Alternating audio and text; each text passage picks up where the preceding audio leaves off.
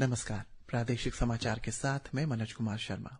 प्रधानमंत्री नरेंद्र मोदी ने आज कहा है कि भारत 2047 तक विकसित राष्ट्र बनने के लक्ष्य के साथ आगे बढ़ रहा है और ये लक्ष्य तभी हासिल हो सकता है जब सभी राज्य समान रूप से प्रगति करें।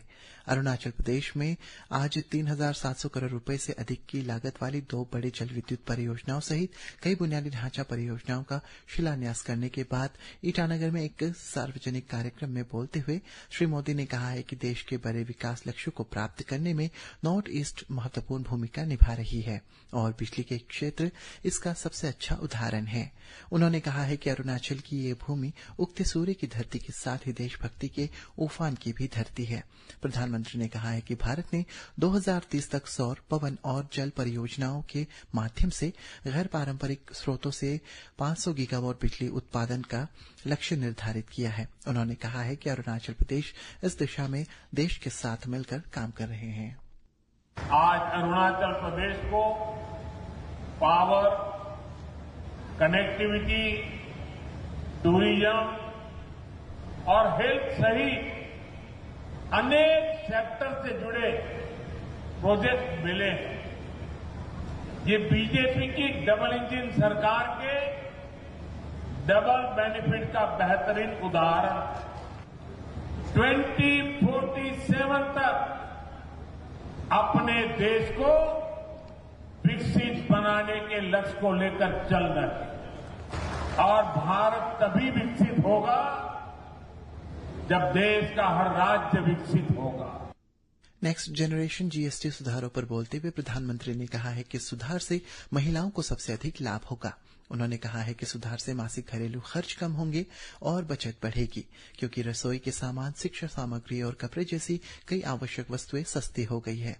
इस अवसर पर प्रधानमंत्री ने 1,291 करोड़ रुपए की 10 अन्य बुनियादी ढांचा परियोजनाओं की भी आधारशिला रखी, जिनमें ईटानगर में 76 बेड वाला राज्य कैंसर संस्थान, 26 जिलों में कामकाजी महिला छात्रावास और राज्य भर में 9 फायर स्टेशन शामिल है।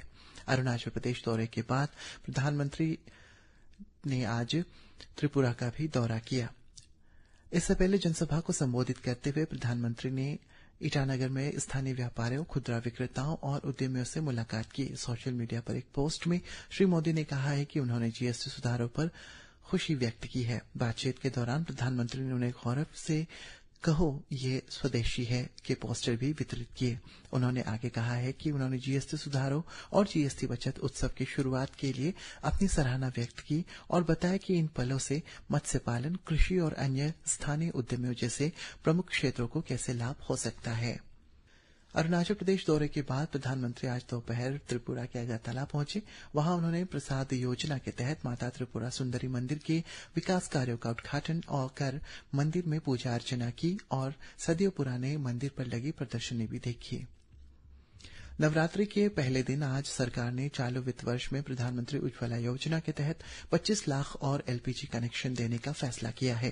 पेट्रोलियम और प्राकृतिक गैस मंत्री हरदीप सिंह पुरी ने मीडिया से बात करते हुए कहा है कि सरकार इन 25 लाख नए एलपीजी कनेक्शन में से हर कनेक्शन पर 2,000 रुपए से ज्यादा खर्च करेगी। उन्होंने कहा है कि इस विस्तार से उज्ज्वला योजना के लाभार्थियों की संख्या बढ़कर 10.58 करोड़ हो जाएगी। गृह मंत्रालय ने आज national socialist council of Nagaland, Khaplang और इसके सभी गुटों, शाखाओं और सहयोगी संगठनों को तत्काल प्रभाव से 28 तारीख से 5 साल के लिए गैर कानूनी संगठित घोषित कर दिया है। एक बयान में मंत्रालय ने कहा है कि ये संगठन भारत की संप्रभुता और अखंडता के लिए खतरा पैदा करने वाली गतिविधियों में शामिल है। ईस्ट सियांग जिले के पासीघाट स्थित देसी कॉन्फ्रेंस हॉल में आज से 3 दिवसीय जिला स्तरीय मैनेजमेंट डेवलपमेंट प्रोग्राम का शुभारंभ हुआ। ये कार्यक्रम राज्य ग्रामीण विकास और पंचायती राज संस्थान द्वारा आयोजित किया गया और भारतीय मौसम विज्ञान केंद्र आईएमडी ने असम, मेघालय, नागालैंड, मणिपुर, मिजोरम और त्रिपुरा के लिए कुछ इलाकों में भारी से बहुत भारी बारिश का पूर्वानुमान लगाया है। मौसम विभाग ने यह भी कहा है कि अगले 3 दिनों तक देश के उत्तर पूर्वी राज्यों में कुछ जगहों पर भी भारी बारिश जारी हो सकती है। इसी के साथ ये समाचार बुलेटिन समाप्त हुआ। नमस्कार।